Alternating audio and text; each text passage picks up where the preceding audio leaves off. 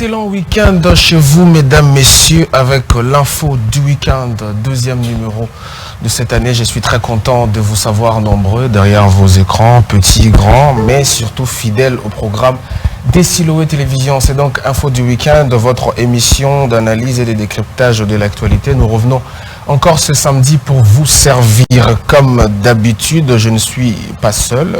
Pasteur André sera avec moi, Maître Eric sera avec moi, Monsieur Dan Chibangu sera avec moi également. Et nous aurons un invité sur ce plateau, comme on essaiera de le faire tous les samedis. Il est cadre au LGD, il est aussi familier à Siloé Télévision, vous le connaissez forcément.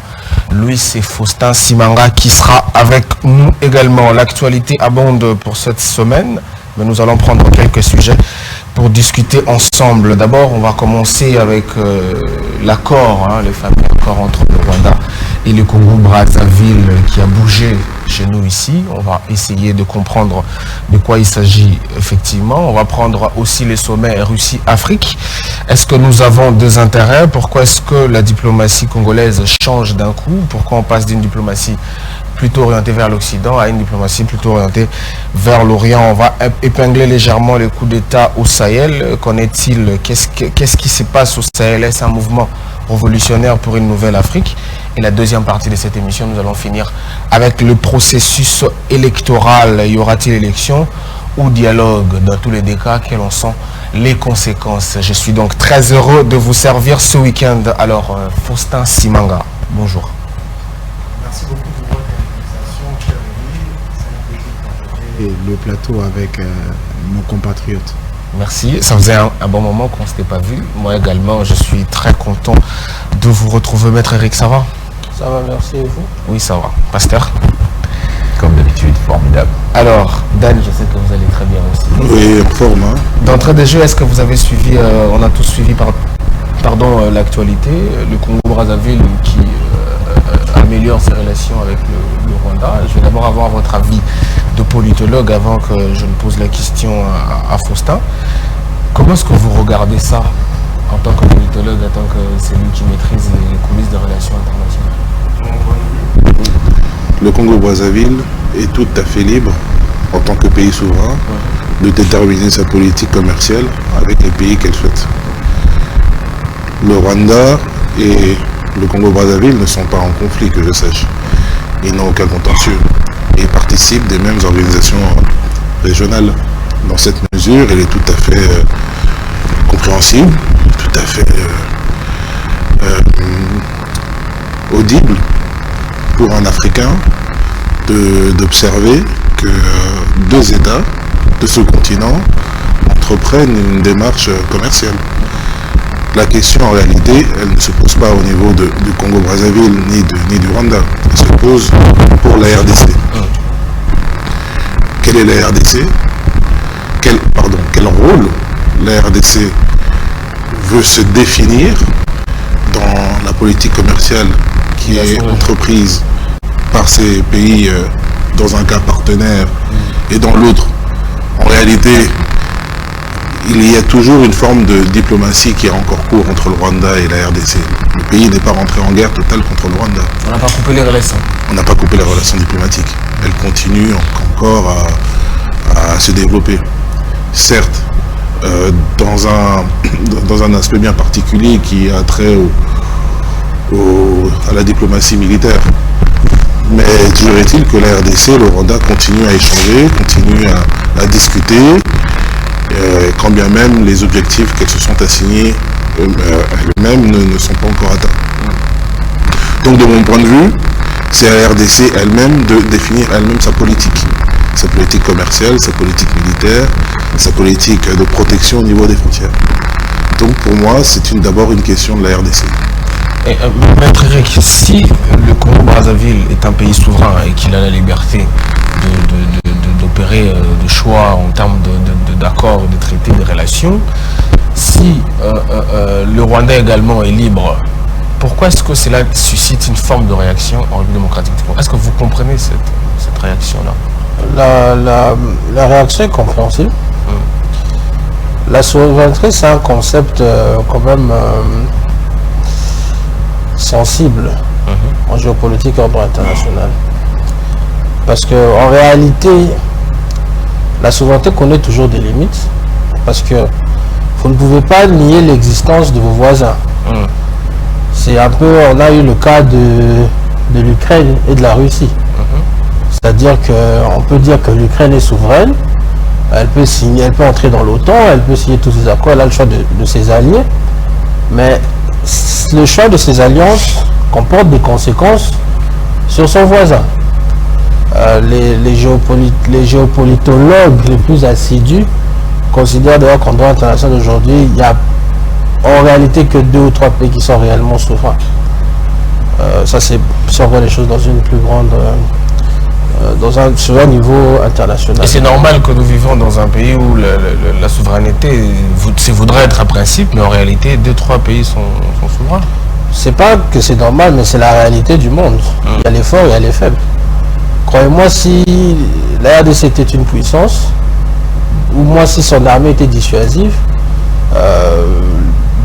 nos voisins réfléchiraient à 2 fois de signer des accords avec nos ennemis. C'est juste la réalité de la puissance.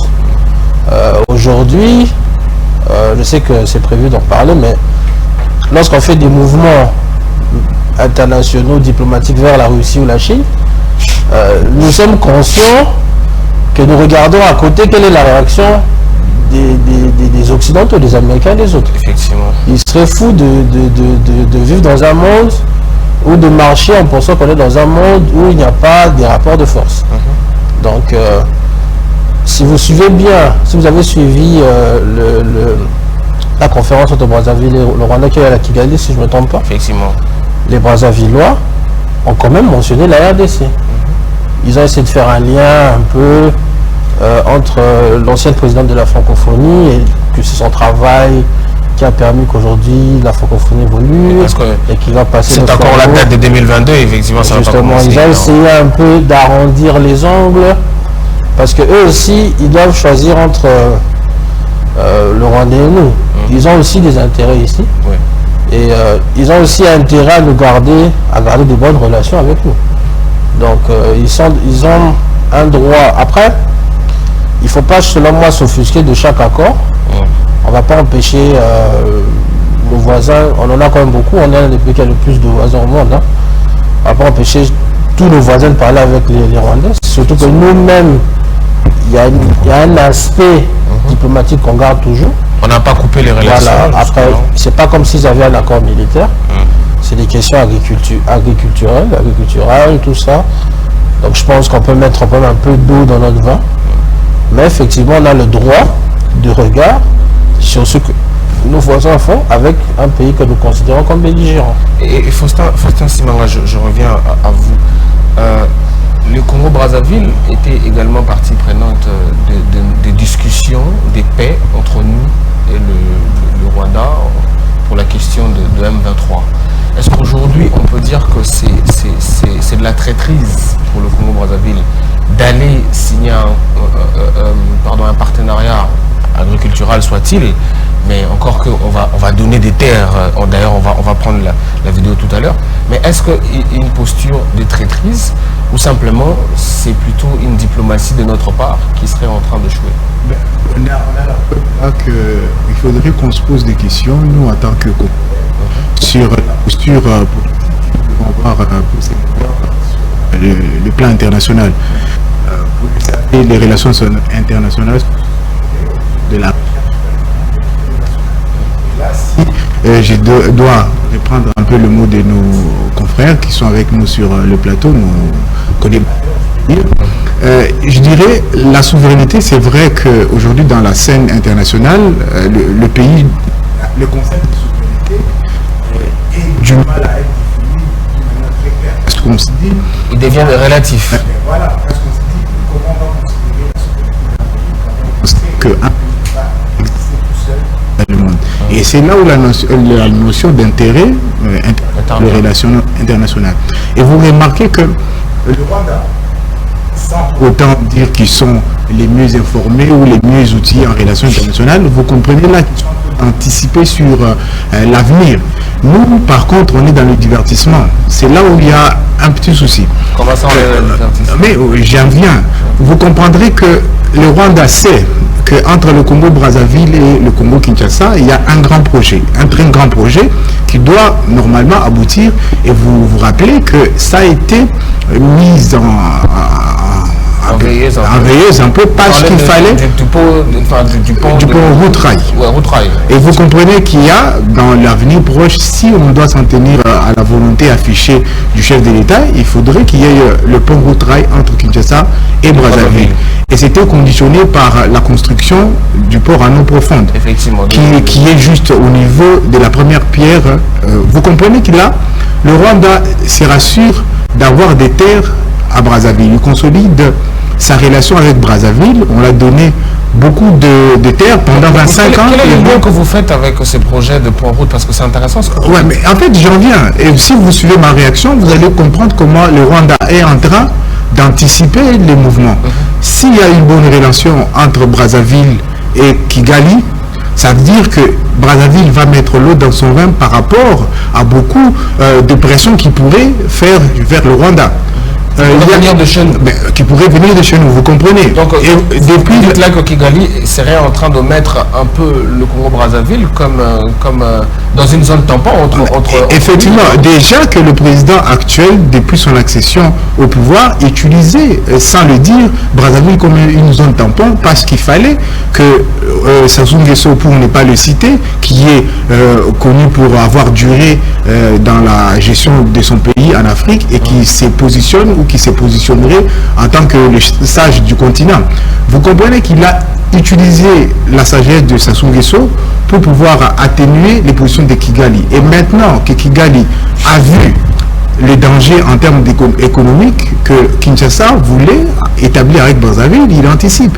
Ils sont en train de signer un contrat pour céder des terres pendant 25 ans. Vous comprenez que s'il y a le pont route-rail qui vient, il y aura l'afflux de migration entre le Rwandais et Congo-Brazzaville et ils pourront facilement venir de ce côté.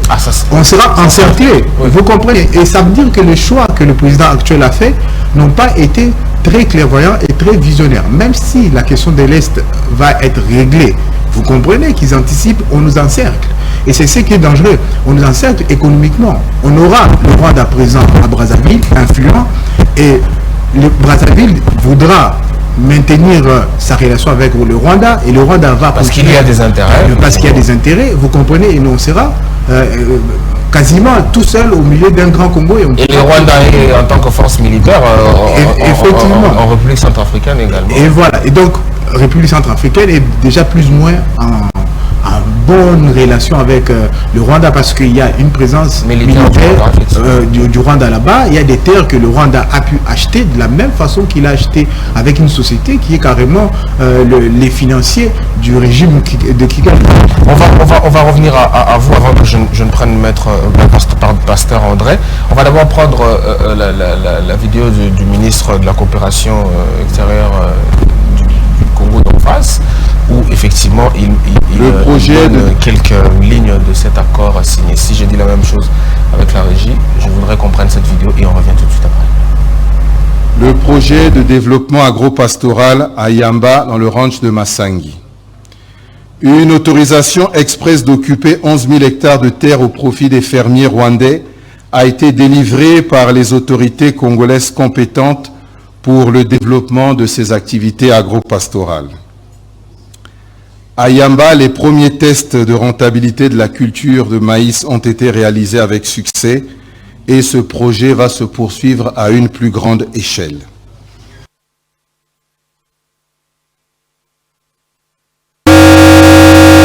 La coopération du Congo-Brazzaville qui disait de manière assez claire que à peu près 12 000 hectares de terre seront donnés aux agriculteurs rwandais pour développer une forme de projet d'agriculture capable de nourrir le pays. Mais ce que vous disiez, je voudrais, Pasteur, permettez, avant que je vous prenne, je dois prendre Dan. Est-ce que vous êtes d'accord avec la thèse, excusez-moi de dire, qui suppose que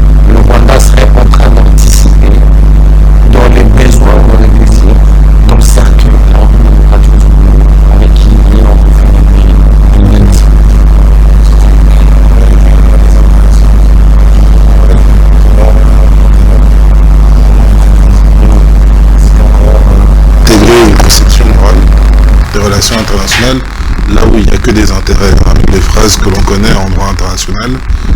Et dans la relation entre États, c'est un État n'a pas d'ennemi. Pourquoi est-ce qu'il n'y aurait pas de moralité dans les relations Parce que internationales? c'est ça justement le problème de la moralité dans la politique.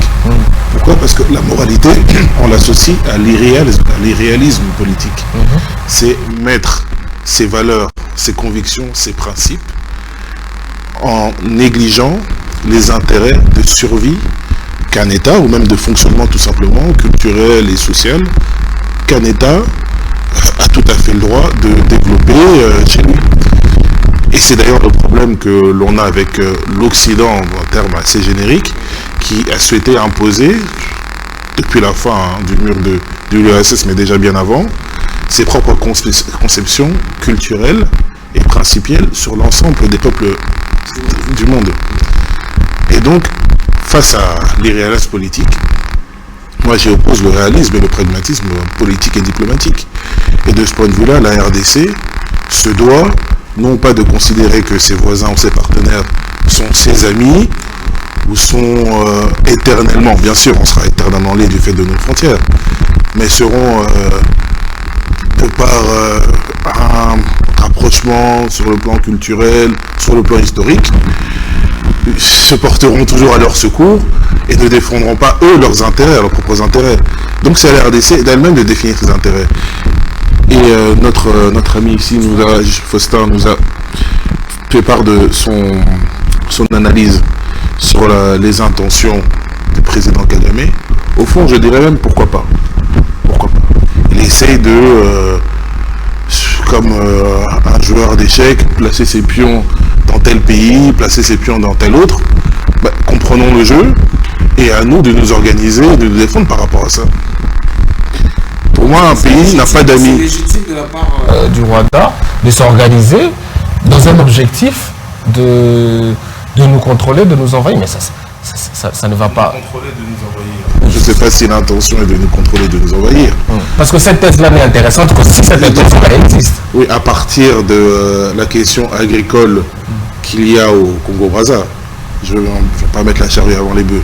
Ce qui est clair, c'est qu'il y a un réel problème au niveau des frontières et au niveau des visées impérialistes du dirigeant rwandais ici en RDC. Ça, c'est clair. Quand on sait par exemple que le peuple rwandais est un peuple éleveur et aussi c'est des agriculteurs, et quand vous offrez un projet agricole aux gens, ça veut dire qu'ils vont être là pendant très longtemps parce qu'ils auront leurs intérêts, ils vont commencer à faire des enfants et compagnie. Et quand on voit ce qui s'est passé un peu à l'Est, ça a commencé ainsi. On a laissé des terres pour venir paître les animaux, mais aujourd'hui, on a des peuples. Face à ça, la RDC n'est pas en capacité d'interdire au président rwandais, au président brazzavillois de concevoir un accord commercial. On n'a pas la capacité, ni politique, ni juridique. Non, mais ce n'est pas la théorie et puis la théorie de la souveraineté limitée, ce vers quoi apparemment certains Congolais nous appellent, c'est-à-dire limiter la capacité d'un pays à s'autodéterminer, va ouvrir une boîte de Pandore, c'est très dangereux. D'ailleurs, c'est une théorie qui avait été élaborée sous l'URSS, Brejnev, par rapport à ces pays satellites d'Europe de l'Est, qui clairement affirmaient qu'ils ne sont libres que dans une certaine mesure et que dans un certain cadre que l'Union soviétique imposait. Mais pourquoi pas? Pourquoi pas? Mais alors, c'est en contradiction avec la charte de l'ONU qui dispose que chaque État est égalitairement souverain. Oui, ça, et il pose aussi le principe. Pas la politique. Mais très bien, mais oui, il y a le droit et il y a la politique. Mais du point de vue du droit. Mais il est tout à fait normal qu'un État souhaite commercer avec un autre. Maintenant, vous, par rapport à ce problème, qu'est-ce que vous faites? Mais dès lors qu'il y a par exemple suspicion d'un danger de cet accord sur nos intérêts, la question que je pose ensuite, c'est quelle posture doit-on... Moi, je comprends la méfiance qu'on peut avoir sur chaque mouvement du Rwanda, mais là, je trouve qu'on est en train de suranalyser. Premièrement, je pense qu'il n'y a pas si grand danger que ça en termes d'agriculture. Et surtout que c'est facilement quelque chose qu'on peut contrecarrer. Et encore une fois, notre véritable problème, c'est le manque de vision et c'est le manque de puissance. On n'est pas dissuasif. Vous comprenez? C'est-à-dire que on peut faire toutes les analyses qu'on veut ici, mais un État fort doit être capable de parler à ses voisins en lui disant voilà ce que tu risques si tu vas dans cette direction. C'est pas toujours la menace de guerre, mais il y a aussi la menace de voir tes intérêts avec moi être dévalorisés, par exemple. Moi, c'est parfaitement légitime pour nous les Congolais de suivre ce qu'ils font, mais je pense que si vous trouvez que c'est légitime pour nous de suivre ce qui s'est fait, quelles craintes, quels sont les éléments qui fondent notre crainte? Parce qu'on a refusé la thèse de Faustin, comme quoi ce n'est qu'un projet agricole, donc on n'a jamais parlé de faire des bébés. Mais pourquoi ça nous alerte alors? Non. Quels sont les éléments qui nous indiquent ces dangers-là? Non, justement, ce qui a créé cette crainte, c'est comme on disait tout à l'heure, on a une vision morale des relations internationales. C'est-à-dire on considère que Congo-Brazzaville, comme on a aussi le même nom Congo, et qu'ils aiment Roga, ils ont Roga, on a Kofi, ils vont avoir des réserves face à un pays que nous considérons belligérant. C'est une vision morale. Ils ont un intérêt à ce qu'il y ait des projets agriculturaux d'envergure chez eux. C'est ça leur intérêt. Ça c'est clair. Et en droit international, les États n'ont pas de cœur. Ils n'ont pas d'amis. Ils n'ont que des intérêts. C'est le mandat d'un État, à la genèse des États avec le traité de Westphalie. C'est ça le mandat d'un État. C'est-à-dire qu'il n'existe que pour rechercher les intérêts de la population. Vous n'allez pas demander à la population rurale qui va au Congo va bénéficier de ça, d'avoir les analyses que nous avons ici. À la limite, une bonne stratégie, c'est que vous pouvez proposer une alternative économique à ça. C'est ça aussi le droit international. C'est ça aussi le soft power, pas seulement culturel, mais utiliser l'économie, nos capacités, pour dire, écoute, impacter, influencer. Je sais que si tu as tendance à vouloir faire telle affaire avec eux, parce que finalement tu as un besoin, mais voilà, moi je peux t'apporter ça aussi. C'est ça le droit international. Pasteur André, est-ce que vous partagez la thèse selon quoi ça serait une stratégie du Rwanda pour nous encercler et pouvoir contrôler la RDC? Moi, je pense que la thèse, bon, c'est une possibilité. D'après l'histoire, d'après ce que nous voyons, c'est une possibilité que cela se passe. Mais pour moi, ce n'est pas vraiment ce que le voisin fait. C'est plus ce que nous faisons. Parce que c'est très bien beau de dire que le voleur s'apprête à rentrer dans ma maison, mais toi-même, qu'est-ce que tu fais pour protéger ta maison? Je crois que ce serait plus le langage de nos leaders de rassurer la population en disant que, ok, nous voyons ce qu'ils se font, mais voici que nous avons créé une division de protection de nos frontières. Ce qui fait que, on sait que même si ils décidaient de nous rentrer dedans demain, on sait que nous avons des gens qui sont bien placés et bien formés pour protéger la population. Et à l'évidence, nous n'avons pas une armée suffisamment organisée, sinon la guerre à l'Est serait finie. On a encore de problèmes, parce que... Voilà, mais c'est ça le problème. Le problème, c'est que nous sommes toujours dans cette réalité-là d'être des victimes.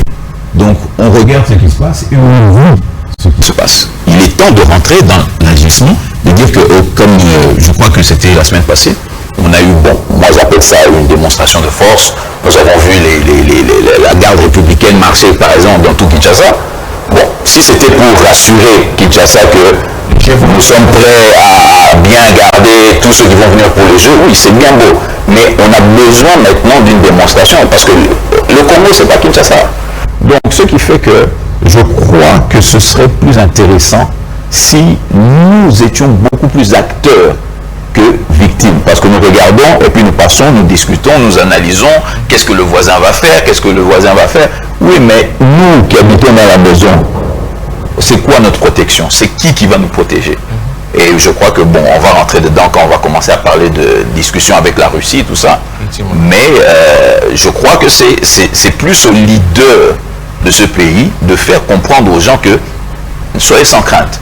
Nous préparons aussi notre contre-attaque. Parce que si c'est vraiment ça qui se passe, Parce qu'il ne faut pas oublier que le Rwanda n'est pas... La population du Rwanda ne dépasse pas celle de Kinshasa. Donc, on ne va pas nous faire croire que les Rwandais vont nous encercler, vont encercler ce grand pays qu'est le Congo, et puis ils vont nous attaquer, et nous, on sera là en train de les regarder et en applaudissant.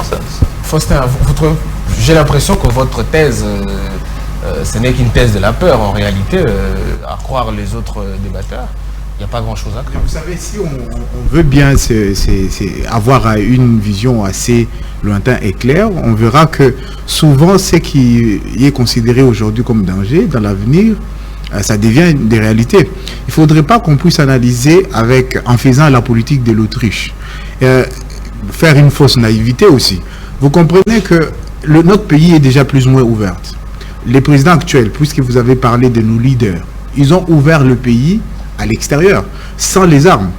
Je vais citer des accords qui ont été signés dans les 5 ans passés. Vous avez la ZLECAf, vous avez l'EAC.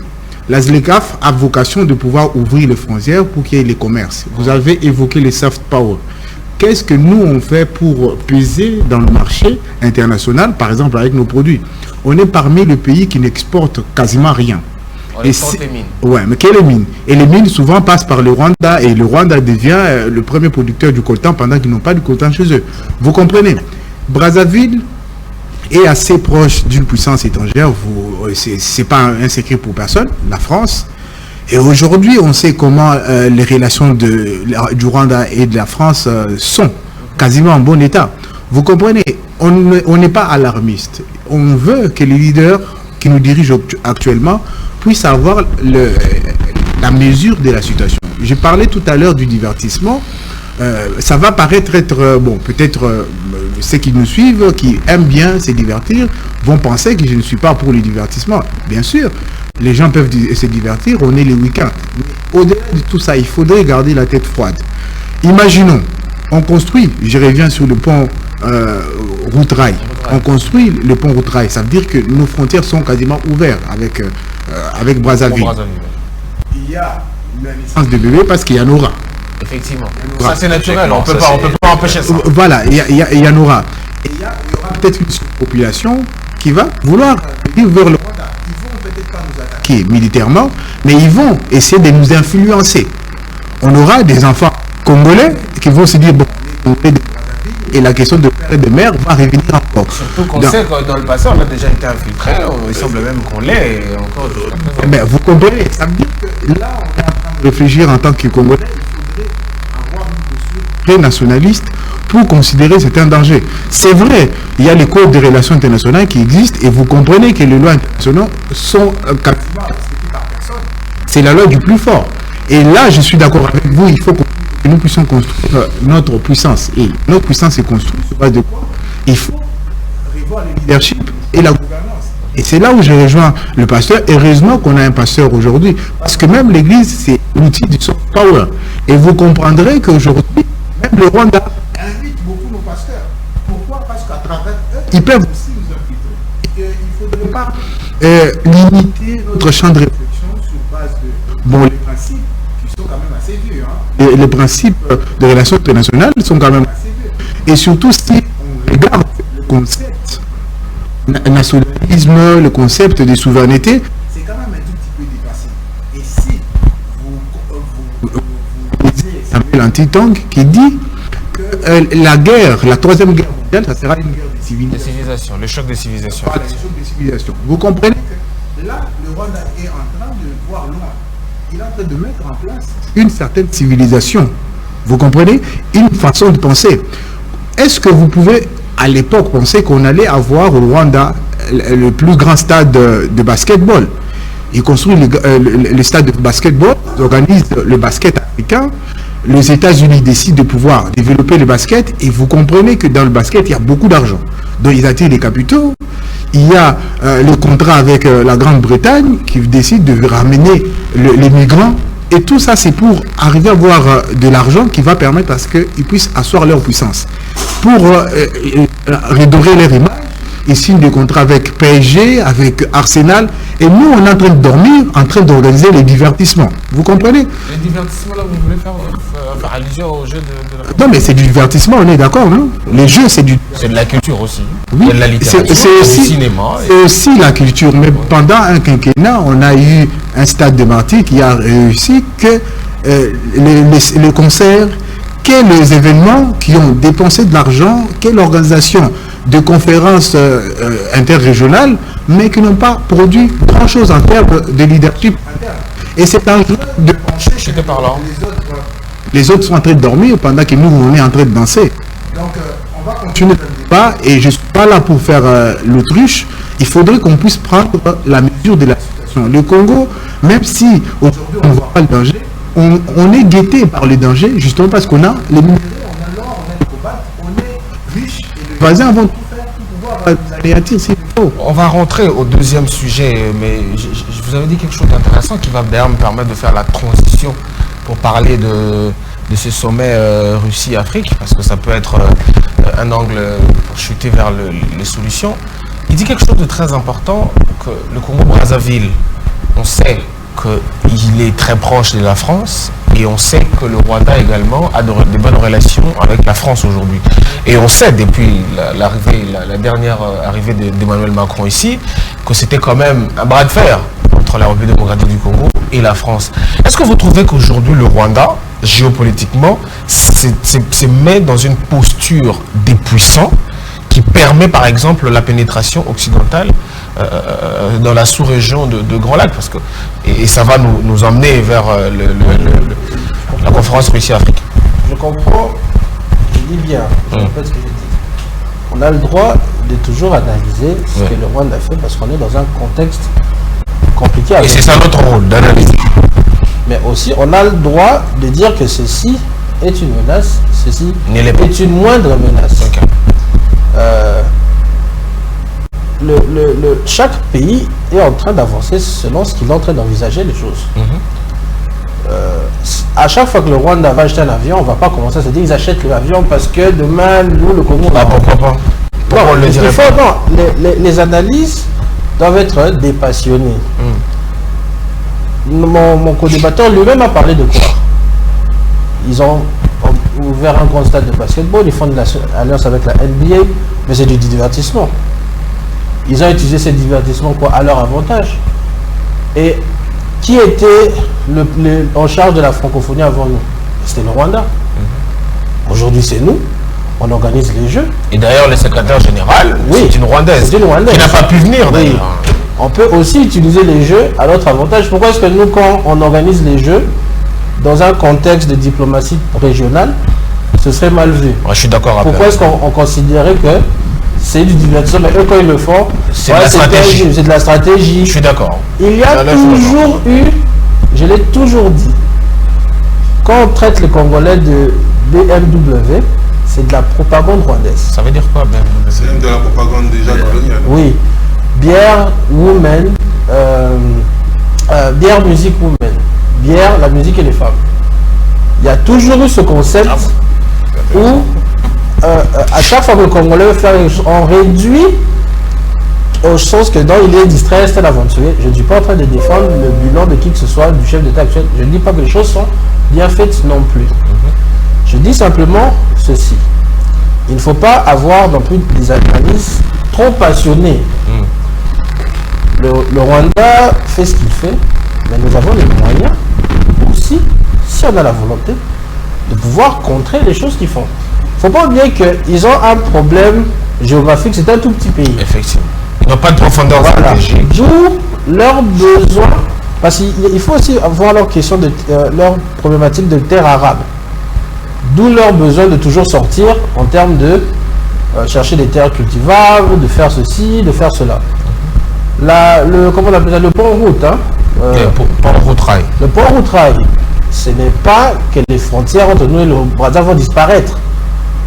Du reste, le Rwanda n'a pas besoin d'un programme agricultural pour leur immigration à Brazzaville.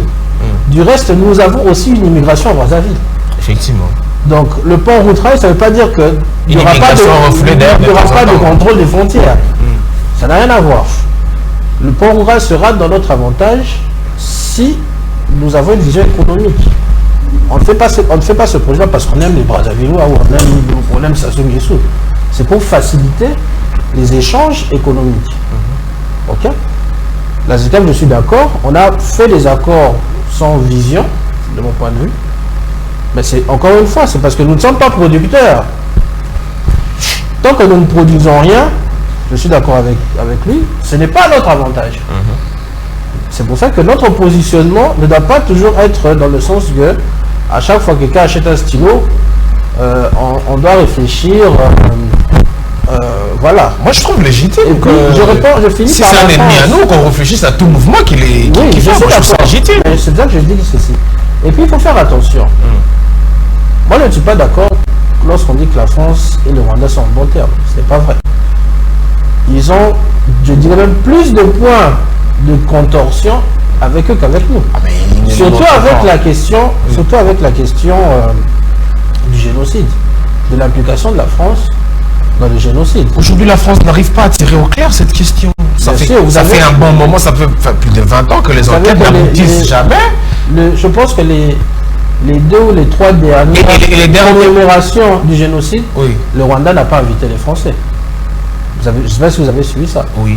C'est pour dire que eux aussi... Mais je rappelle quand même le fait que c'est quand même un président français qui a posé la question de grandeur de frontières ou de la grandeur de la géographie congolaise au profit de voisins, notamment le Rwanda. C'est quand même la France qui n'arrive pas à tirer au clair la situation de 1994, l'opération turquoise. Je donne une référence du livre par exemple de Charles Onana qui détaille effectivement cette question-là. Maître Eric, il y a quand même des décennies, des bonnes relations qui ne vont pas disparaître parce que voilà, il y a quelques petits soucis entre Macron et... Mais si, justement, l'Afrique, le rapport de la RDC de la France et le rapport du Rwanda et de la France est à prendre dans un contexte africain global, pas seulement le conflit. Aujourd'hui, à la tête de la francophonie, c'est le Rwanda qui n'est même pas un pays membre. Oui, mais c'est un pays francophile. Attention. Mais pas francophone. Oui, mais francophile. C'est-à-dire que le Vietnam est membre de la francophonie. Donc il faut faire attention. Je dis simplement ceci. Aujourd'hui, les Africains sont en train de redéfinir leur relation avec la France. C'est pas que le Rwanda, c'est pas que la RDC. C'est aussi les pays du Sahel, c'est aussi beaucoup d'autres pays. Monsieur Macron est dans le flou en Afrique. Pas qu'avec les questions de la RDC, pas qu'avec les questions de Rwanda. Je suis d'accord. Il est dans le flou, ils ne savent plus dans quelle position où se mettre. Parce que même si c'était peu dit, il y avait un rapport de force entre la France et l'Afrique. Et un rapport de force doit être à un certain niveau assumé. Aujourd'hui, si vous allez trop dans le terrain de oui, on veut faire des partenariats, les autres aussi commencent à se dire que je ne peux pas les voir ailleurs. Chuter. Oui, donc c'est un peu ça ma prise de position par rapport à la France. C'est que c'est un rapport de force qui change entre la France et l'Afrique en général, pas seulement nous et le Rwanda. On va passer au deuxième sujet de cette émission. Il nous reste très peu de temps pour la première partie malheureusement, mais on va quand même essayer de mélanger ça avec le troisième sujet. La Russie accueille encore pour la deuxième fois le sommet Russie-Afrique.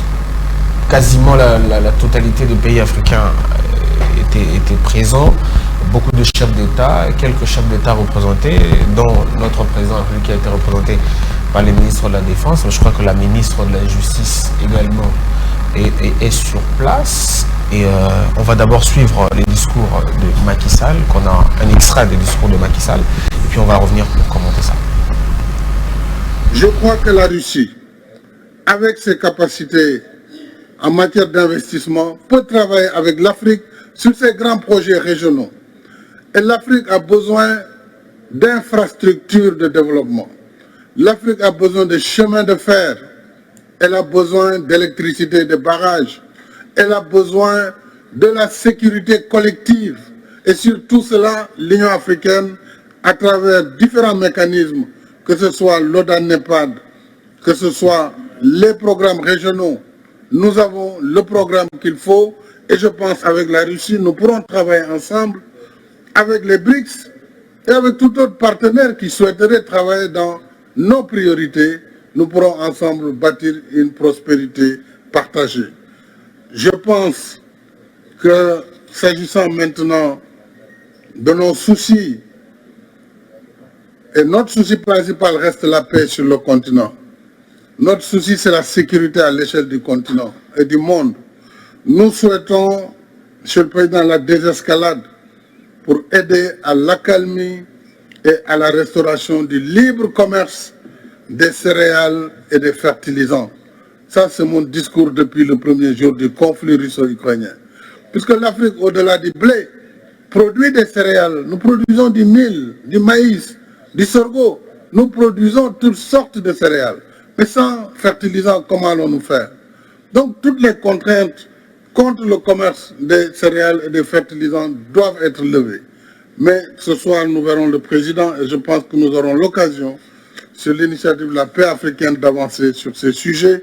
Mais aussi, cela nous permettrait, par rapport aux autres partenaires, sur les restrictions par rapport au commerce, de plaider pour la levée de toutes les restrictions afin que les pays puissent retrouver un commerce libre au bénéfice de toutes les populations.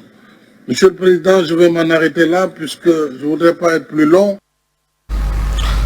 L'Afrique a besoin de chemin de fer, l'Afrique a besoin de la sécurité, l'Afrique a besoin qu'on allège les conditions de commerce pour les fertilisants, l'Afrique a besoin, c'était les discours de Macky Sall, qu'on rappelle qu'il venait d'être président en exercice de l'Union africaine.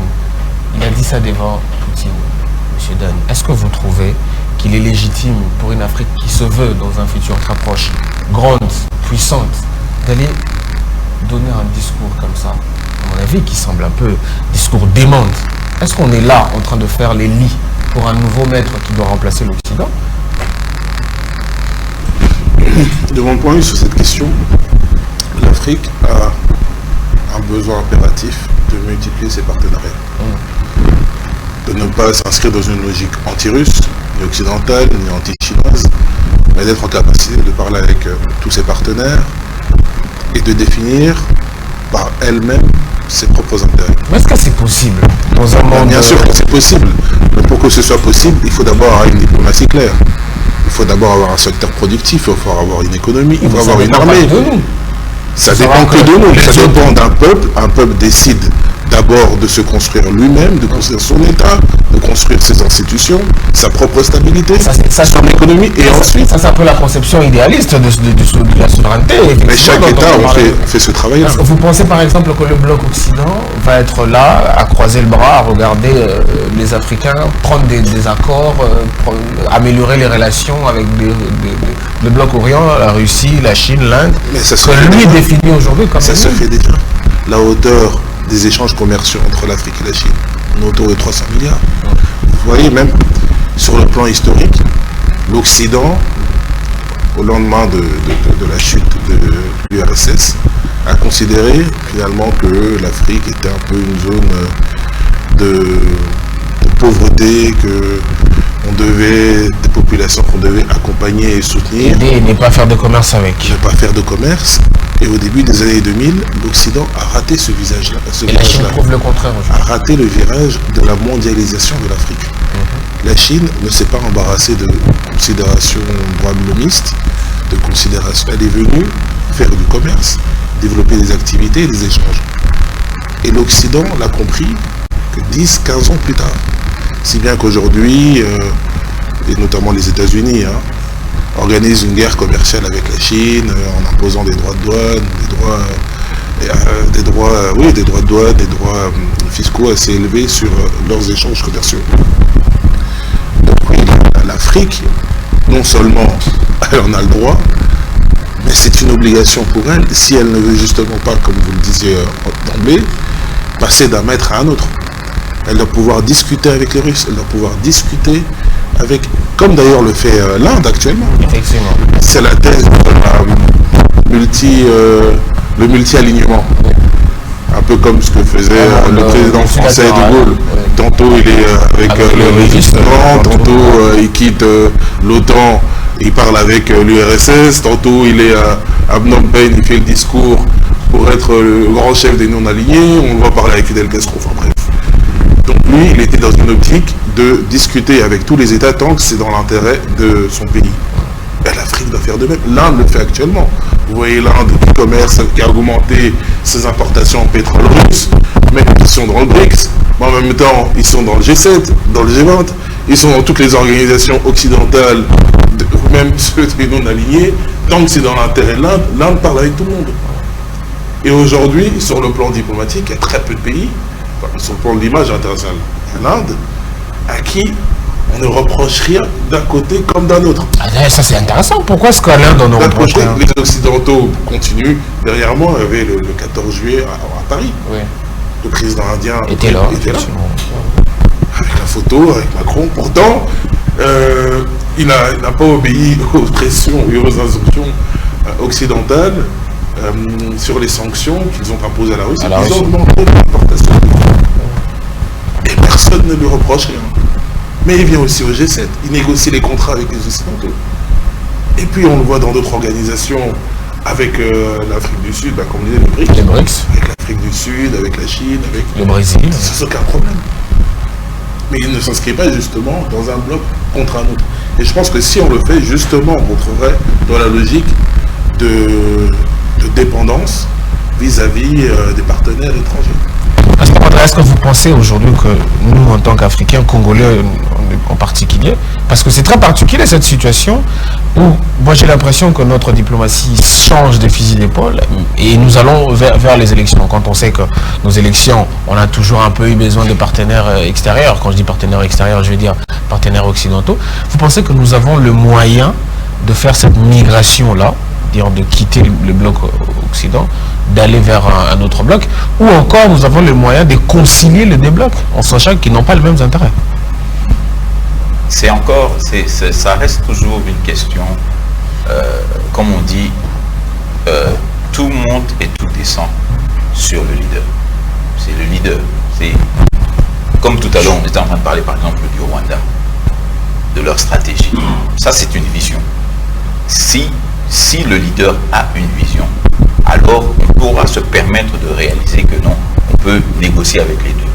Mais si on doit regarder en ce qui se passe maintenant là, mettre les Occidentaux contre nous pendant que les élections viennent, ce sera presque, pour moi, je pense que c'est presque un suicide. Parce que, qu'on le veuille ou non, beaucoup de choses, on va dire, quand on parle des Nations Unies, c'est pas à 100%, c'est pas la Russie que nous parlons. Nous parlons de tous ces autres. De l'OTAN. Ce qui fait que tous ces gens-là, en ce moment ici, nous devons avancer. Moi, je pense que nos politiciens devraient avancer, mais très intelligemment, afin qu'ils ne puissent pas frustrer l'un comme l'autre. Et la réalité, c'est parce que nous ne sommes pas forts. Si l'Inde aujourd'hui se permet d'aller partout, c'est parce que l'Inde en elle-même, elle est arrivée à un moyen où elle peut s'autosuffire. S'autosuffire, voilà, c'est ça le mot même. Elle peut s'autosuffire, mais nous, on ne peut pas jouer à ce jeu-là. Mais nous aussi, on est au centre des intérêts du monde. On est au centre des intérêts du monde, mais on est victime. Ce serait différent si on était acteur, qu'on peut se permettre de dire non à l'un et oui à l'autre. Mais en ce moment, on est en train d'essayer de jongler. Et je crois que ce ne serait pas à notre avantage, surtout dans cette période ici, comme vous le dites vous-même, on frôle toujours un véritable désastre chaque fois que c'est élection. Donc, je pense qu'il devrait vraiment bien réfléchir et que on n'est pas encore en position de dire, ok, on quitte là-bas, on va ici.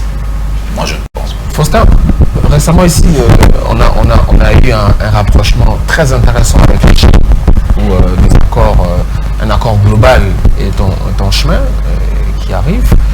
Et aujourd'hui, on a été représenté valablement par le vice-premier ministre, ministre de la Défense en Russie. Est-ce que vous partagez l'avis du pasteur? Ça veut dire que, par exemple, vous, LGD, on sait que vous êtes plutôt axé vers l'Occident. On voit que vous avez des très bonnes relations de ce côté-là.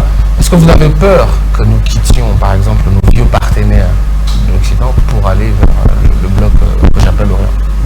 vous savez, les relations, tout comme toute relation entre les hommes ou les États, ont une certaine évolution.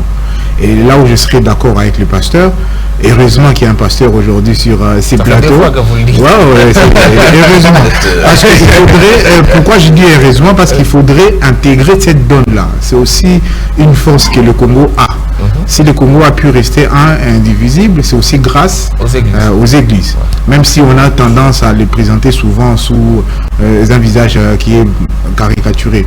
Mais sinon, moi je suis content qu'il y ait un pasteur sur ce plateau, parce que quand on parle du leadership, on voit aussi la création du monde. Le leadership, j'emprunterai le mot que le pasteur dira peut-être mieux que moi, que Dieu n'a pas créé Kinshasa, il n'a pas créé la Russie, il n'a pas créé l'Afrique. Il a créé des hommes.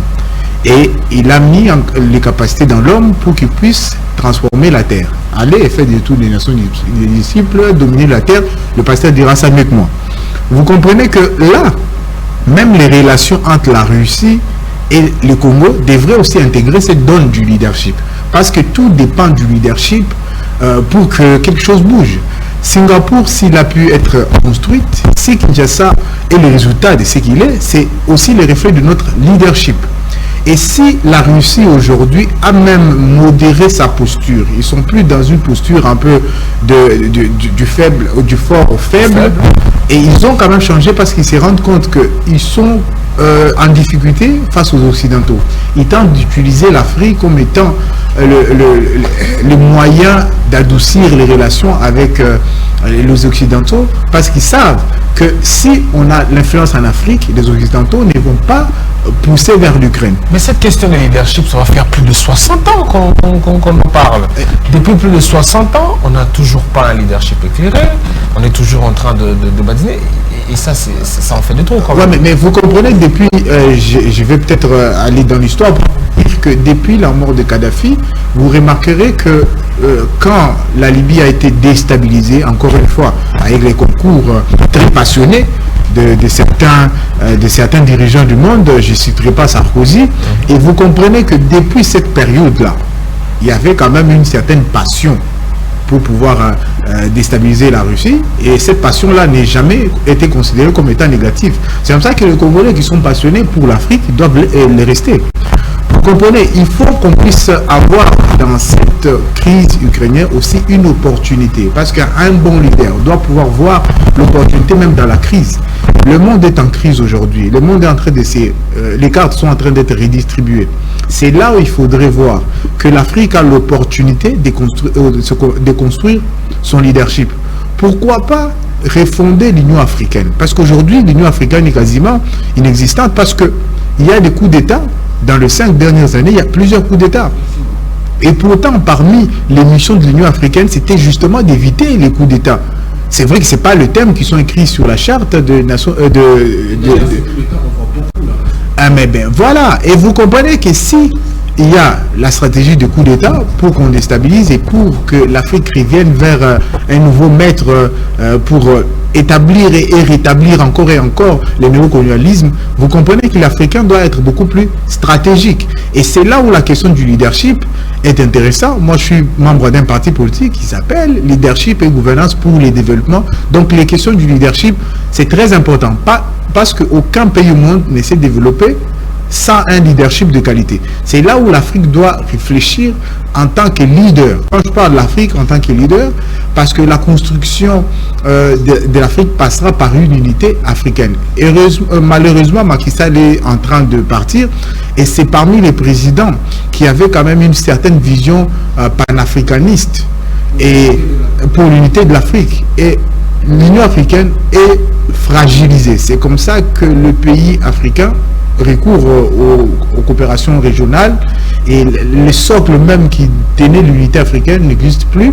C'est comme ça qu'on se retrouve, l'Afrique part discuter avec Poutine pour qu'il puisse recevoir les céréales, vous comprenez. Donc il faudrait encore une fois quitter les divertissements purement africains, que nous puissions utiliser les divertissements en bon escient pour que les divertissements puissent aussi être l'élément de puissance. Mais est-ce que notre divertissement est l'élément de puissance? Après l'organisation du divertissement comment notre maison restera?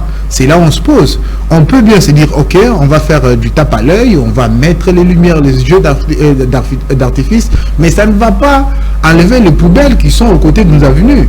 Vous comprenez? Au lendemain, non, mais je ne mélange pas. Vous vous attaquez C'est très important en ce moment où nous sommes sur la vitrine de faire correctement les choses. Moi, je trouve. Mais c'est faire correctement des choses. Quand vous recevez les visiteurs chez vous, vous tâchez de ménager un peu. Il ne faudrait pas qu'on puisse colmater les fissures avec la peinture. Vous comprenez? Il faudrait qu'on puisse être sincère. Aujourd'hui, le Congo n'est plus au niveau où on doit faire bonne figure juste pour le faire. Non. Il faudrait qu'on n'aurait pas dû organiser les Jeux.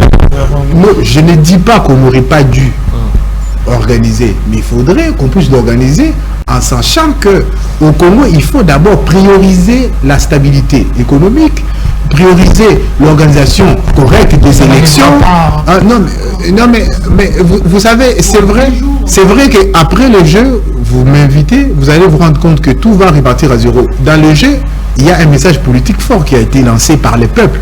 Et vous comprenez, ça veut dire qu'on est là, on est content que vous puissiez mettre les jets d'eau et les lumières, mais après les dollars aussi. Les dollars, il faut régler ça. Vous comprenez, on dépense des millions pour organiser les feux d'artifice, mais à l'Est, ça brûle. On achète. Ça c'est un argument quand même. Mais c'est vrai. C'est un raccordement que moi je trouve pas correct. Mais c'est vrai qu'il y a toujours des liens. Il y a toujours des liens. Laissez-moi avancer, vous allez vous rendre compte qu'on veut une démonstration de force dans le rythme Kinshasa. Mais on n'arrive pas à Goma. Excusez-moi, Faustin, autant que je peux comprendre votre inquiétude du fait qu'il faut qu'on arrange correctement les choses, qu'on ne colmate pas les fissures par la peinture. Je suis d'accord avec ce que vous dites. Mais autant je ne suis pas d'aptitude de comprendre les liens que vous faites entre les jeux et la francophonie. Moi je vous rappelle, pendant que ça tirait à l'Ukraine, il y a eu un championnat de football, notamment parce que ça fait rentrer de l'argent. Peut-être que la francophonie... la francophonie fait rentrer de l'argent. Pourquoi pas? On ne dépense pas. Qu'est-ce qu'on en sait? Peut-être que ça nous fait rentrer. Non, mais donc vous posez une bonne question. Donc on aimerait bien qu'après les jeux, qu'on puisse nous faire un rapport. Comment les caisses de l'État ont été utilisées. Il faut donc qu'on puisse voir. Et vous allez vous rendre compte qu'à ce niveau-là, plus personne ne parlera du changement de narratif. Parce qu'on va vouloir cacher les narratifs des chiffres. Voilà. On va revenir sur la question de la francophonie. Je ne vais pas parler exprès parce que j'aimerais en parler la semaine prochaine. Ça tombera bien parce que ça sera quasiment la fin et on en fera les bilans. On revient à notre dernière question pour qu'on prenne la deuxième partie de l'émission. Est-ce qu'aujourd'hui, la République démocratique du Congo particulièrement, qui va aux élections d'ici la fin de l'année, a le moyen de faire ces transitions-là, ces jeux de ping-pong-là entre l'Occident et le monde orient? C'est une question où il y a beaucoup à dire. Ouais. D'abord, moi je constate que c'est un pays et tout un continent. Effectivement. Russie, Afrique. Chine, Afrique. France, Afrique. Je crois que l'année passée, il y a 2 ans, c'était États-Unis, Afrique. Ça doit nous interpeller. Deuxièmement, je constate que c'est les vieux pays face à l'Afrique qui est jeune. Même, vous voyez, c'est la vieille France, la vieille Russie, les États-Unis pas si vieux que ça, mais quand même, face à... Notamment sur des questions démographiques, par exemple. Justement, même sur les questions démographiques. Effectivement. Sur des questions politiques, la grande majorité des pays africains qui sont là-bas en Russie, qui vont France, Afrique, tout ça, on a eu les indépendances des années 60. Effectivement. On est encore très jeune par rapport à eux. Moi, je pense que lorsqu'on fait ce genre de mouvement, on n'a pas intérêt ni les moyens de choisir entre les deux peuples. Parce que le droit international aujourd'hui nous fait souvent oublier la réalité de la guerre. Et les Européens, l'Union Européenne a eu le prix Nobel de la paix, je crois, parce que c'est une structure qui a permis 70 ans sans guerre en Europe. Mais aujourd'hui, la guerre revient en Europe. Si ces blocs-là s'affrontent, on n'a ni les moyens, ni l'intérêt d'être pris dans un de ces camps-là. Comme ça a été le cas en 1945, par exemple. Il faut faire très attention. Les guerres modernes, c'est des guerres de proxy. Effectivement. On se bat au Sahel là-bas, la Russie se bat en proxy au Sahel là-bas. Et aujourd'hui, il faut déplacer la guerre de plus en plus sur son territoire. Une autre considération. Le droit international, ces blocs-là, ce n'est pas les conférences. Au final, lorsqu'on va dans la conférence, c'est vrai qu'on a là la conférence, on a discuté, mais au fond, on va discuter de quoi? C'est qu'est-ce qu'on peut s'offrir? Qu'est-ce qu'on peut s'offrir? Au final, c'est l'offre et la demande. Au final, on va retourner dans des anciens schémas. Beaucoup d'Africains, beaucoup de pays africains sont dans des fantasmes. On veut vite changer de bloc parce que, en vérité, ce ne sont pas tant les questions économiques qui nous donneraient de faire avec les Français ou les Russes, tant qu'on peut gagner. Mais c'est que l'ancien bloc, le bloc premier, qui étaient en réalité les anciens colonisateurs, ne font pas de deal économique sans contrôle politique. Et notre achat avec les Chinois, c'est que les Chinois vous laissent faire la politique de votre nation. Mais aujourd'hui, on se rend compte que les Russes ont un avantage aussi politique. Ils peuvent vous maintenir ou remplacer. Vous comprenez? C'est pour ça que les gens sont en train de regarder les choses dans cet aspect des choses. Moi, je dirais simplement qu'on n'a pas, selon moi, intérêt à aller dans ces blocs-là. Allez-y, très rapidement. Oui, parce que vous parlez de la guerre de la Russie et de l'Ukraine, et tout de suite, sur le plan historique, ça fait penser qu'on n'a aucunement intérêt à nous y mêler ou à nous inscrire dans un camp plutôt qu'un autre. On se souvient, Première Guerre mondiale, conflit, toujours en Europe de l'Est, Autriche-Serbie, le monde entier s'est enflammé. Et des Congolais sont morts durant la Première Guerre mondiale. Deuxième Guerre mondiale, encore un problème à l'Est. Allemagne, Pologne. Le monde entier s'est enflammé. Et encore des Congolais sont allés se battre pour la puissance coloniale. Ici, là, en Afrique. Effectivement. Maintenant, problème entre la Russie et l'Ukraine. Toujours un problème à l'est de l'Europe. Donc à chaque fois qu'il y a un problème à l'est de l'Europe, en Europe centrale, c'est le monde qui s'enflamme. Et l'Afrique est allée proposer les bons offices. Et je vous donne un autre élément, c'est que les BRICS, la conférence des BRICS, c'est dans pas longtemps. Et il semblerait que la Russie voudrait absolument que Poutine y mette les pieds. Oui, mais finalement, on a reçu... L'Afrique est encore au cœur de ces conflits-là. Et c'est pourquoi d'ailleurs elle ne peut pas s'inscrire dans une logique de bloc ou de camp de l'un contre l'autre. Quand il en va de la sécurité mondiale. La sécurité d'abord de la RDC. Et elle doit être une puissance, en tout cas un État, qui développe une diplomatie de dialogue, de négociation. Comme d'ailleurs c'est le cas, et comme d'ailleurs on en a été victime elle-même, en demandant, ça c'est l'irréalisme politique pour moi, de demander à des États de soutenir la RDC parce que la RDC est attaquée. Les États se posent la question, mais pourquoi on devrait soutenir la RDC si elle est attaquée? Les Anglais ont très clairement répondu qu'ils ne cesseront pas leur coopération avec sur le plan migratoire avec le Rwanda. Arrêté, bien sûr. Les Français aussi, ils ont leur accord en Mozambique avec Total. Bon. Parce que ça va rentrer dans une logique de... Parce que ça sert à rien tout ça. Rappelez-vous le colonel Kadhafi, un de nos frères, nation africaine, un des acteurs majeurs. Un acteur, c'est quelqu'un qui contribue, c'est pas quelqu'un qui parle. Un des acteurs majeurs, tout le monde était là en train de tuer Kadhafi. Qui a levé le petit doigt? Quel Africain a levé le petit doigt? Même diplomatiquement. Les gens un peu boudés, respectés, mais rien. Et moi, je vous dirais même que sur un point de vue économique, ça peut choquer. On n'a pas besoin des 54 autres là. Je respecte tout le monde. Mais le développement de l'Afrique, c'est pas le Togo. Ni le Bénin. Le développement de l'Afrique, c'est certains pays clés. Comme aujourd'hui, quand on parle de l'Union européenne, de l'Europe, c'est l'Allemagne. On voit le couple franco-allemand. Effectivement. Des nations motrices. Le développement de la RDC va entraîner un développement économique, même culturel, pour ses voisins.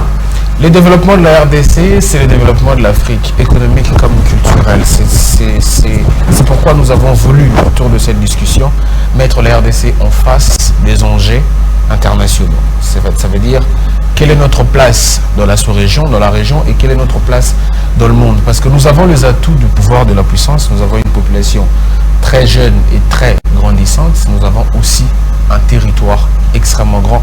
Ces deux éléments-là rentrent dans la quête de la puissance. Alors on va prendre une petite pause pour revenir à la deuxième partie de cette émission. On aura peu de temps parce qu'on a pris beaucoup de temps sur l'actualité internationale évidemment. Mais là on va un peu parler processus électoral parce qu'il ne faut pas oublier que c'est la grande actualité de l'année 2023 et nous nous y rapprochons de plus en plus. Alors on va essayer de voir est-ce qu'il y aura-t-il des élections ou il y aura dialogue. S'il y aura les élections, pourquoi?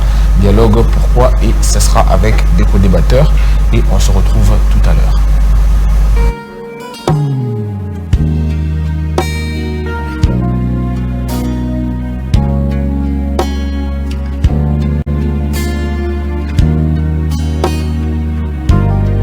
C'est une organisation.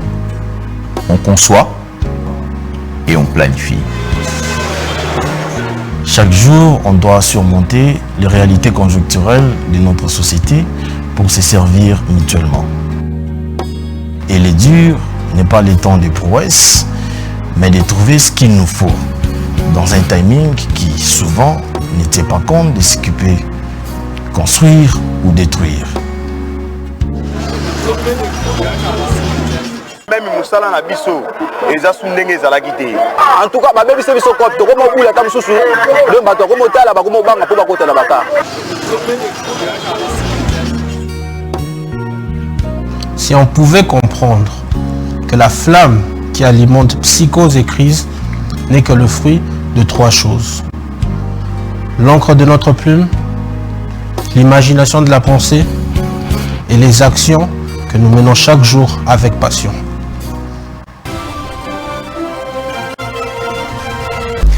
Ce journal est terminé, coordonné par Dorcas Sofona. Merci pour votre particulière attention.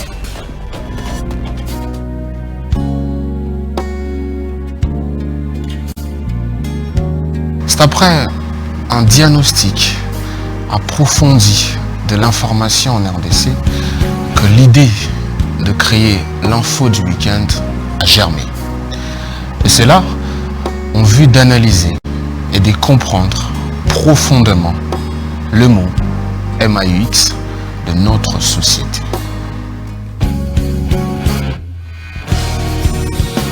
C'est ainsi que nous avons décidé d'élargir le temps pour plus de profondeur.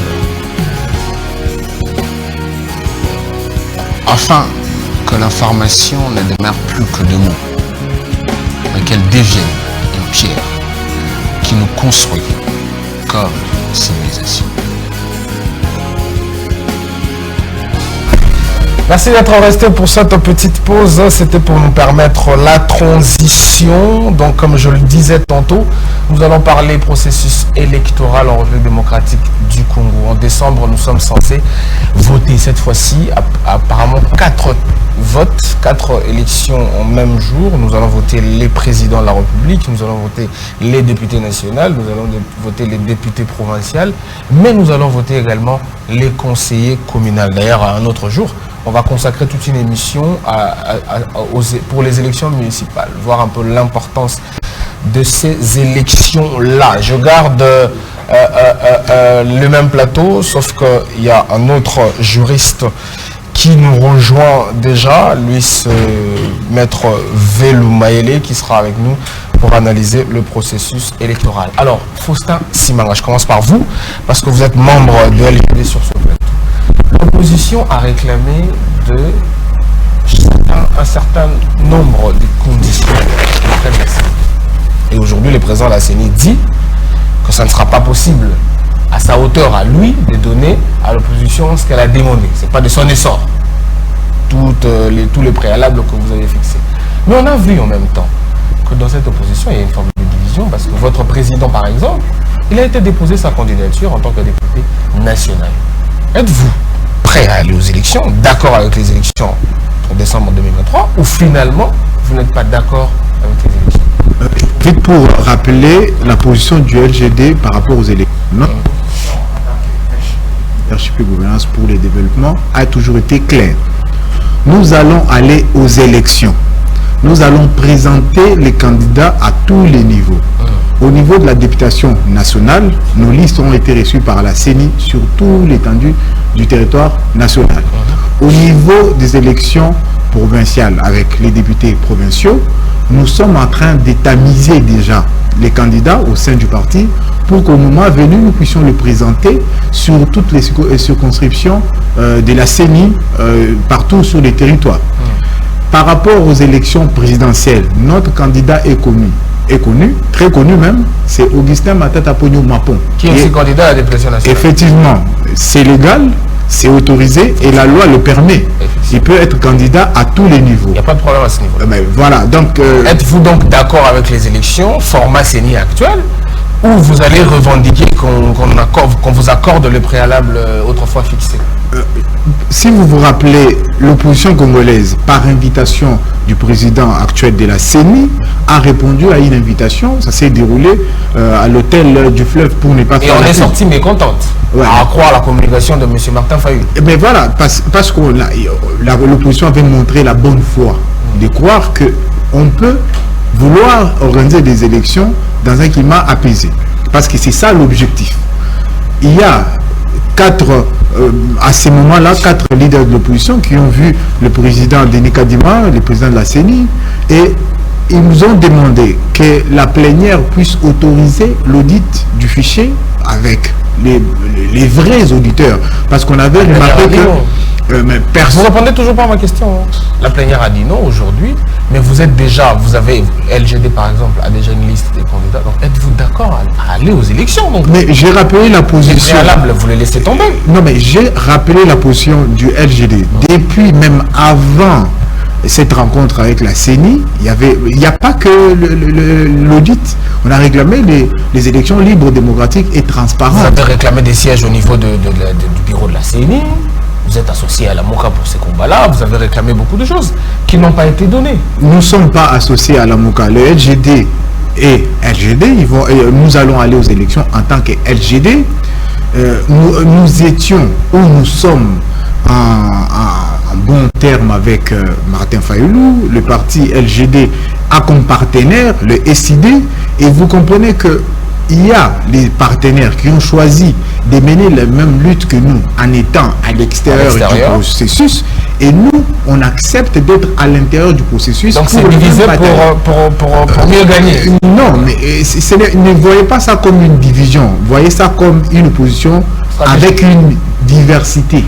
Ça veut dire que l'unité ne veut pas dire que nous devons marcher pas à pas, non, il y a une diversité à l'opposition.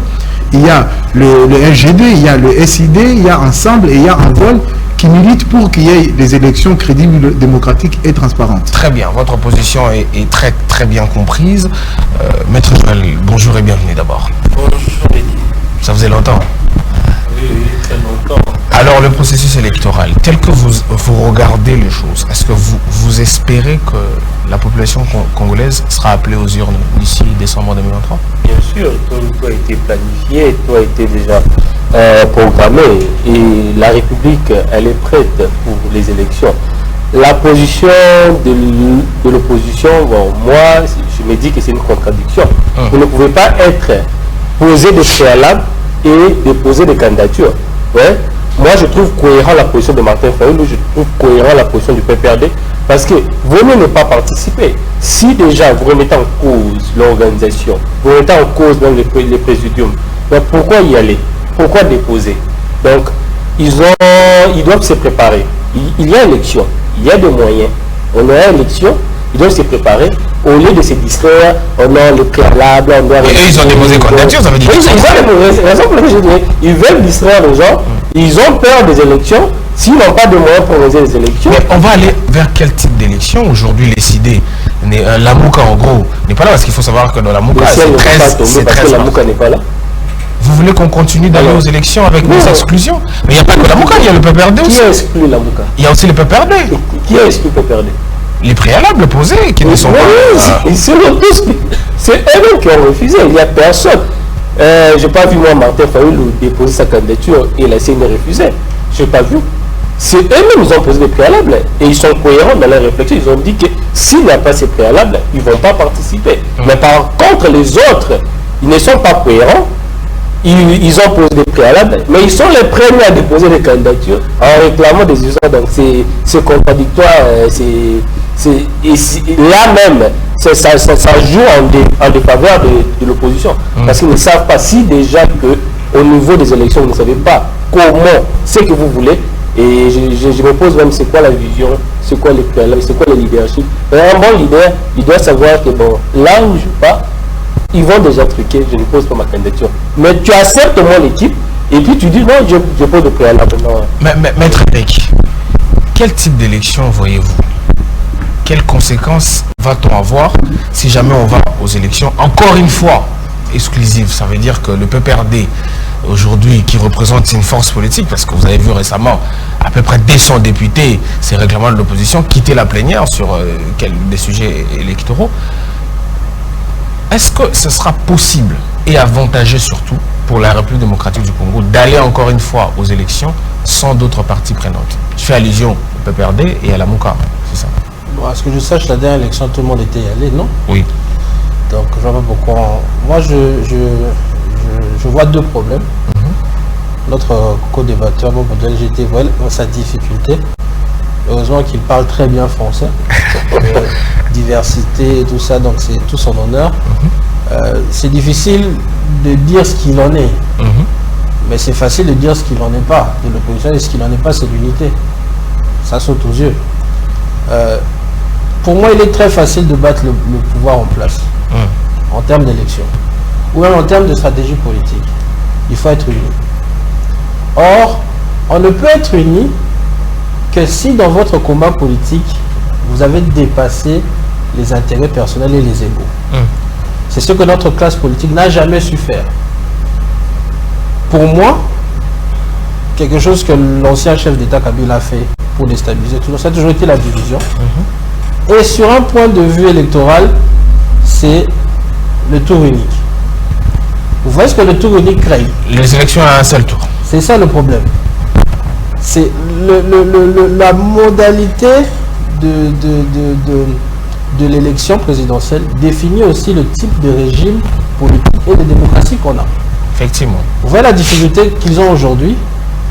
Il est de bonne guerre. Je ne suis pas en train de dire qu'un homme politique d'être un saint. Effectivement, quand on participe à un processus, on veut en être un acteur majeur. Effectivement. Un leader, c'est légitime de vouloir y aller. C'est légitime de vouloir être un leader. Mais lorsqu'on met la nation en premier et qu'on considère que ce processus n'est pas bon, il faut suivre sa logique jusqu'au bout. Il faut aller jusqu'au bout de sa logique. Il faut aller jusqu'au bout de ses idées, de ses convictions. Si l'opposition est unie, elle fait bloc, on ne va pas aux élections, la machine est bloquée. Vous donnez de la légitimité à cette machine que vous critiquez lorsque vous y allez. Peut-être parce que, vous savez, la politique, c'est pas ce qui se passe à la télé.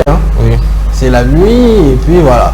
Peut-être que vous avez déjà des accords. Moi, je sais que l'LGD, notre co-débatteur qui est on a débattu avec lui, brillant. Donc, il a le cerveau pour savoir que ils ont peut-être 2-3 coups d'avance que nous, peut-être, on nous laisse dans certaines choses.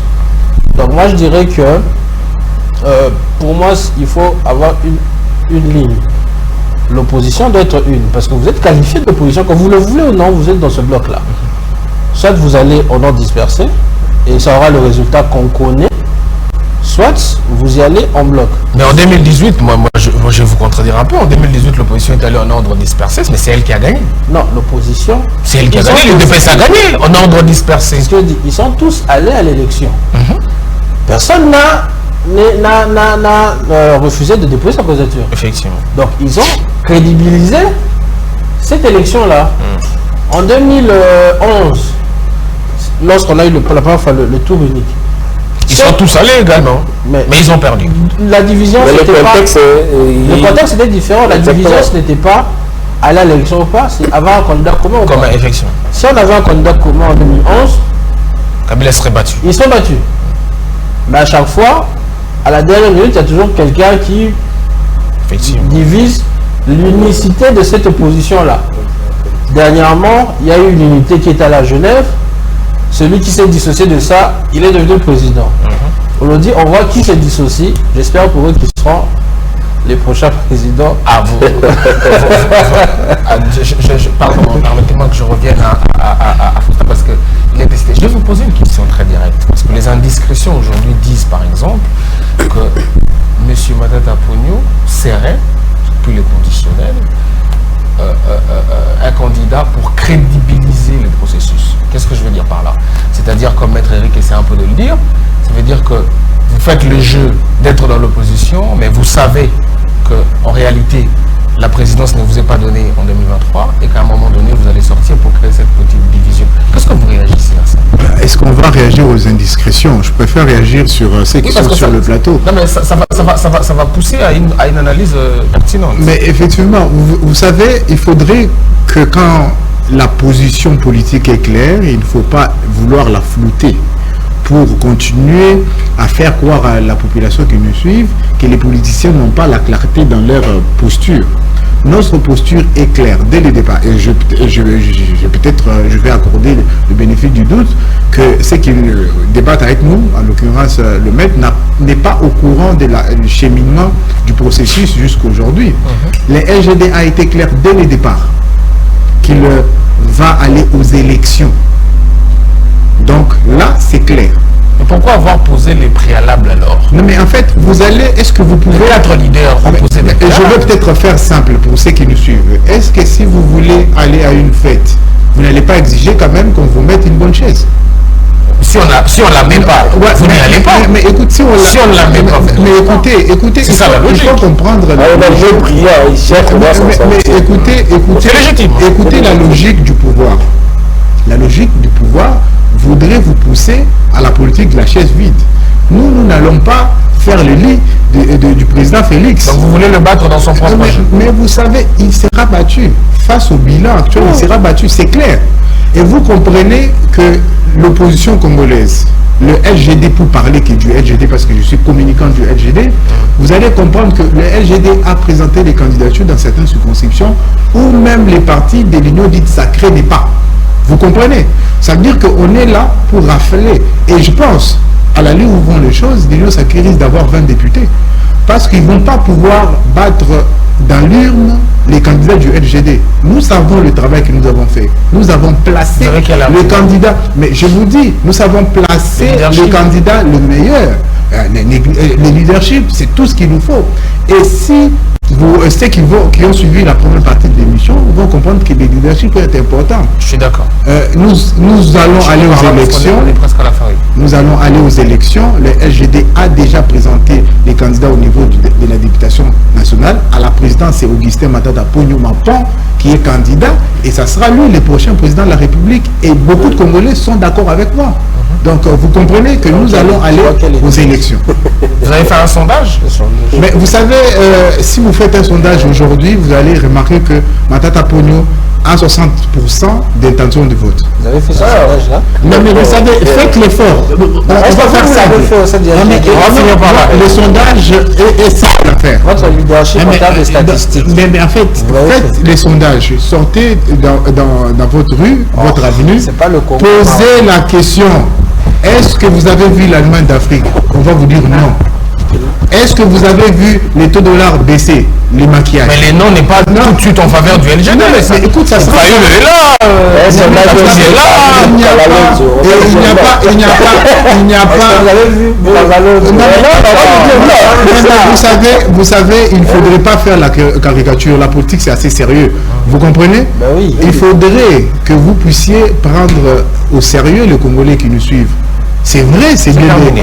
C'est vrai qu'on a fini. On aurait pu bien continuer pour vous montrer qu'il y a 60% d'intention de vote en faveur d'Augustin Matata Ponyo Mapon. C'est comme ça qu'on l'accule par la justice, pas qu'ils savent que c'est lui le prochain. On espère d'ailleurs que ces dossiers de la justice va prendre fin parce que c'est quand même dangereux. C'est le seul homme de la République que la justice ne peut pas avoir. C'est extrêmement dangereux.